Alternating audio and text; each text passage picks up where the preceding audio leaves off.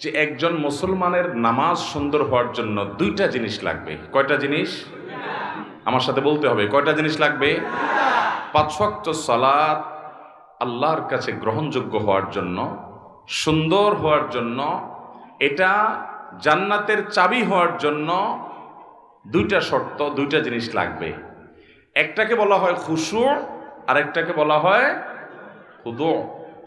খুশু মানে হলো নামাজের ভেতর, আর খুজু মানে হলো নামাজের বাহির।